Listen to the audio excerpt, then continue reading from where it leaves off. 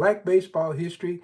This is our March 10th, 2026 edition of this ongoing conversation about baseball, all right? Okay, so anyway, I just want to go ahead and get started tonight. Believe it or not, I was on earlier and people couldn't hear me, so I went off. Then I came back and I was on for about 3 minutes and no one joined, so I didn't know if that was connecting. So I went off again. So this is my third time. So hopefully third time is the charm. And if not, three strikes, you're out for tonight. And I'll come back tomorrow and work on it tomorrow. Okay.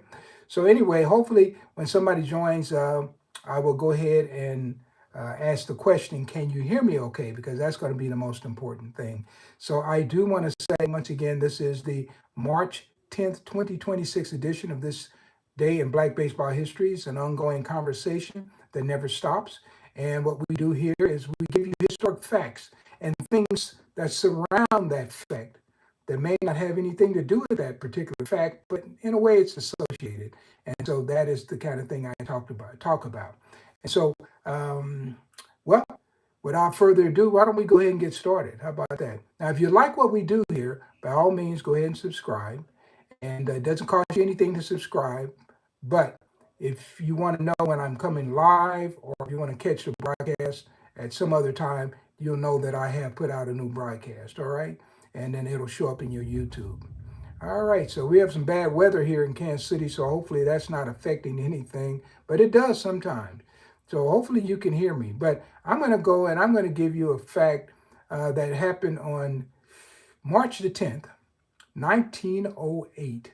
And on that particular date, Joseph Curtis, the manager of the Joplin colored baseball team, traveled to Carthage, Missouri to sign up two players, D. Mitchell and a guy by the name of Guy Harbin. And these two men played for the Carthage Headlights last season. And both are fast players, according to the newspaper, and both have made a great record last year. So Carthage had a team called the Carthage Headlights. How many people ever heard of the Carthage Headlights? Okay, and Joplin, with those men added to their roster, expects to be the best team in the district. Okay, so what do we know about that area? Now, if you ever travel down, I guess it was the old 71 highway. I think they changed the number to 42 or something like that. Coming out of Kansas City, you can go right through Carthage and go right to Joplin.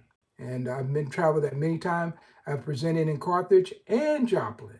So those are two places that I know about quite a bit. So I tell you what, guys, now here's what I'm going to do. Because no one's joining, I am going to test my own volume to see if actually something's going on. Because usually I have a lot of people who join by now, but tonight it's just been, there we go. One person joined. Hey, let me ask you a question, because this is my third time starting my broadcast. Can you hear me okay? Can you hear me? Let me see. Can you hear me at all? Just, if you can hear me, put some hearts up there and let me know if you can hear me. That's the most important thing. If you can hear me, I'll keep going. Yes, all right. Well, okay, I appreciate that. Appreciate that. Okay, I was looking for that confirmation. Now a whole bunch of people have joined. Okay, all right, I appreciate that. Okay, so I was just talking about the Carthage baseball team and the Joplin baseball team. So let me ask you this, because it's down by Springfield, Missouri. Do you know of any famous players from the Negro League era that come from Springfield, Missouri? Okay, well, I'm going to give you two. One of them is Herman Doc Horn. You'll see him. He plays for the Kansas City Monarchs, probably about 52, 53, 54, right in there. And he played previously, he's born in Springfield and then came up with the Kansas City Monarchs. Now, there's another guy from that Joplin, Springfield area that was even more famous, and his name was James Starks. And James Starks played with the Kansas City Monarchs for a brief period in 1933, but he had a longer career with the New York Black Yankees. Also played down in Puerto Rico and Cuba. So how many people have heard about James Stark? Now, what's interesting about Starks is that these are players that typically you don't hear their names mentioned. And so I'm just happy to continue talking about them. And so when I talk about baseball in this area, it gave me a chance to talk about Starks. Yeah, Starks. He came from a big family down there. And I've talked to people who knew his family, but I never was able to find a family member. And I've been doing this for like 40 some odd years. And way back in the 80s, I was trying to find family members and I couldn't find any then. I think everybody had moved away from that town. Okay. So anyway, okay, so let's go to another one. Let's go all the way to the east. So we're in the Midwest with Springfield, Joplin. So let's go to Harrisburg. So the Harrisburg Telegraph, now that's Harrisburg, Pennsylvania, reported that John Jones died in a hospital in Nassau, Bahamas Islands yesterday. So that would have been the 9th, after an illness of several weeks. And so before traveling to Bahamas, now you got to think about this. This guy left and he was playing in the Negro Leagues, but he left and went down to the Bahamas. How about that? And so he had played for the Philadelphia Giants, the Cuban Giants, and teams in Harrisburg. That's where he got his start. Harrisburg always had great baseball. The famous Clarence Williams was from Harrisburg, right? And so, back in his playing days, John Jones had been a protege of Frank Grant, the great infielder who is now in the Cooperstown Baseball Hall of Fame. So, but now here's an interesting thing about John Jones. You talk about, you want to get lost in history, have a name like Bill Smith or John Jones. I mentioned a big Bill Smith last night being the first manager of the Brooklyn Royal Giants in 1905. Man, I'm telling you, you get a name like John Jones, you will disappear. And this guy pretty much has disappeared from history. John Jones. And according to this article, Jones was the son of Miss Julia Jones. And his body is en route to Harrisburg under the direction of T.M. Mauk, M-A-U-K, and Sons Funeral Directors. Yeah, so, yeah, get lost by having a name. So some of these guys were smart. And like, for instance, Pete Hill, when he joined Philadelphia Giants, they had another guy on there named John Hill. Now, Pete Hill's real name is John Hill. So he started calling himself Pete Hill to differentiate his name from the other John Hill. And so it wouldn't be any mixed up like that. So, yeah, so people did come up with nicknames or a shorter version of the name or family name, nickname, whatever, to make sure that you knew who they were. All right.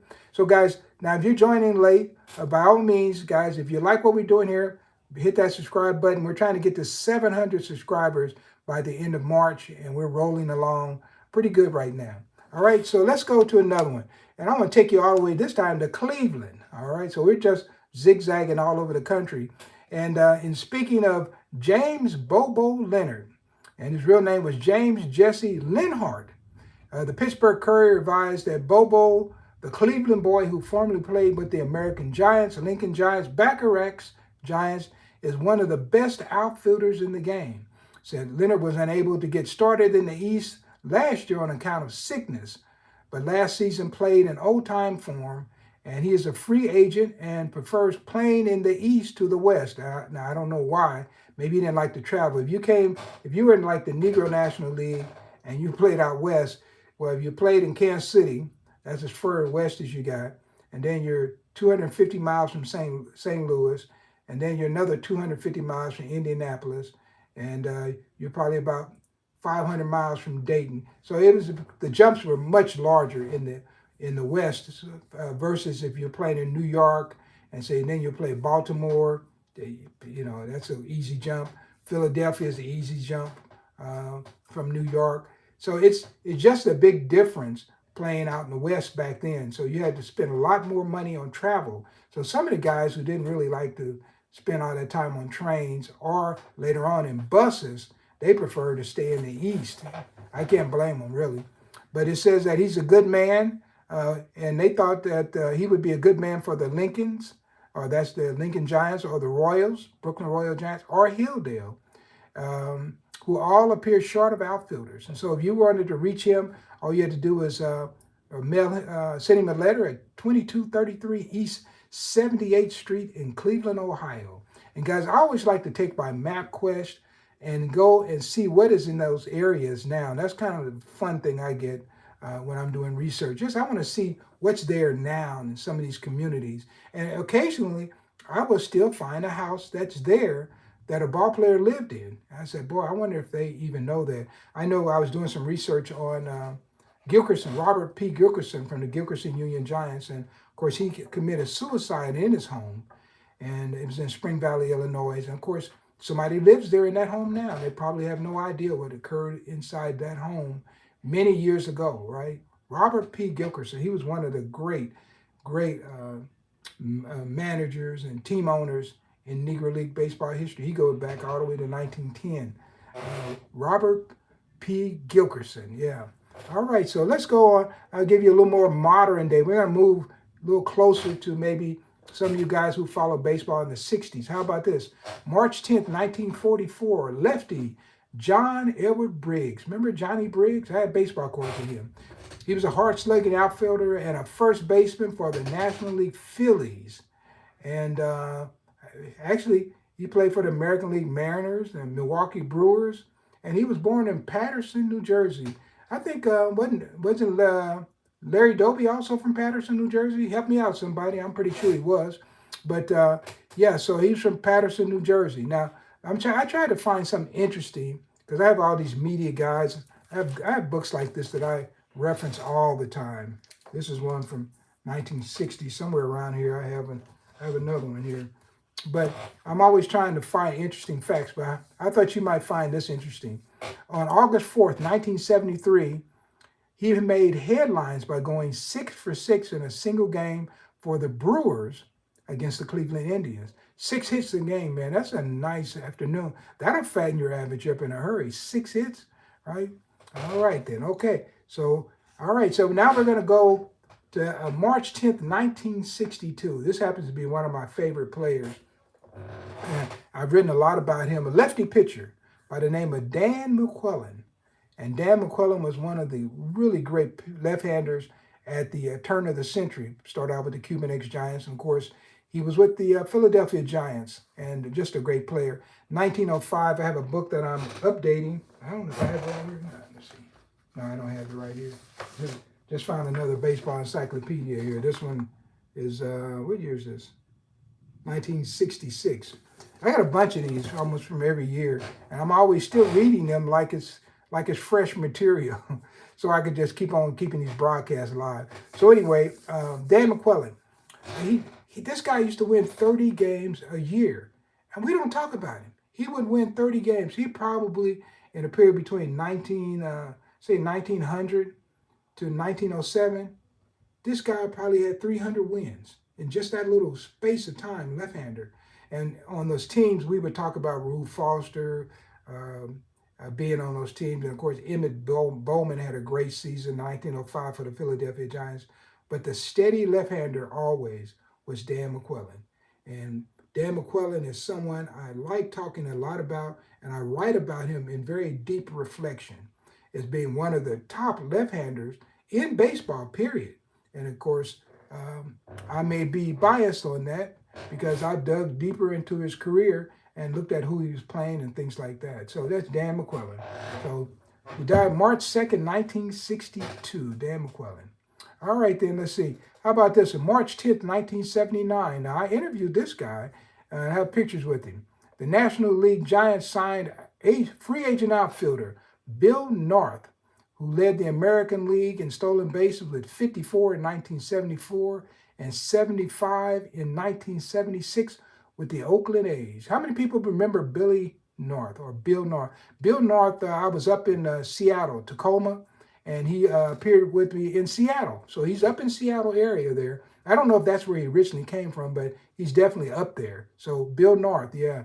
So I have some great pictures with Bill, and so he came down and did a signing and listened to me and when I was speaking, right? So let me tell you a little bit about Bill North. You might find this funny. After his 75 swipes in 1976, North was asked about a teenage prospect they had in the A's system. His name was Ricky Henderson. And North joked and said, if that kid ever learns how to read pictures, he'll steal everything. your base, your lunch, and your car keys. And that was a quote from Billy North. Right. Okay. All right. So just got a couple more. Actually, I just have one more. I'll keep, and that'll be the end of the broadcast. But I do want to thank you. And guys, I had, like I said, I had a tough time getting started because I didn't know if people could hear me, right? So, and let me say this before I get out of here, guys. If you like what's going on here, by all means, subscribe and share the broadcast. If you're a baseball fan, you think other people might be interested, all right? Because they don't know I'm here unless somebody lets them keeps them informed. We'll just say that. All right. So here's our last one. March 10th, 1992. Another guy I knew. And if you ever see him, if you ask him, say, if you ever talk to him, say, you ever hear of a guy named Phil Dixon? Oh, he'll remember me. So the Chicago American League White Sox signed free agent Vincent Edward Bo Jackson, aka Bo Jackson. And I saw him play home games for the Kansas City Royals. I was assistant director of public relations, and I was the one who kept the statistics. So I'm watching every inning of every game, and the home games, that is, for maybe 2.5 years. So I saw him play every home game that he was played during that time. Good ball player. Happened to think he was the greatest left fielder that the Royals ever had. He wasn't that great in center field, but he was incredible in left field. So anyway, let's see. So Bo participated in 2 sports. You probably know that. The NFL, 1987 to 1990, and the Major League Baseball from 1986 to 1994. And so I try to say, okay, a lot of people know, they've read about Bo, they've heard about Bo, they lived through the Bo era. So I kind of say, what can I tell you about Bo Jackson that maybe you might not know? Now, I do have some personal stories. I think I've shared 1 or 2 before, but let me tell you, I'll give you one that you probably didn't know. He set a state record in the pole vault using a borrowed pole. How about that? On his first day ever attempting the event. Now you got to think about it. He set a state record on his first time pole vaulting. Man, that's a heck of an athlete right there. Yeah, and he was one of the fastest players in baseball too when he was playing for the Royals, because I remember Bo and Willie having a race, and Willie Wilson. I said Willie. That's Willie Wilson, who stole. I think he might have stole over 500, between 500 and 700 bases in his career, and Bo didn't steal nearly that many because, like Bill North was saying, he didn't learn how to read pitchers as well. But Willie Wilson, of course, did, and he stole a lot more bases. But they had a race one day at Royal Stadium, and guess who won that race? Bo Jackson did. And that means both of those guys were flying, right? So anyway, guys, that kind of does it for me tonight. Hopefully you learned a little bit more about baseball. It seems like my throat is getting scratchy here. But I appreciate you joining me tonight. And I'm sorry if I had to ask the question, could you hear me? Because I just couldn't tell. So anyway, I want to thank you for joining. And guys, feel free to come back tomorrow. And just know that if you want to listen to my broadcast, remember this. Right now, I'm commercial free. So you can turn on the broadcast. You can listen. You don't have to wait and then skip through a commercial or anything. So let's enjoy it while it's happening, guys. No commercials right now.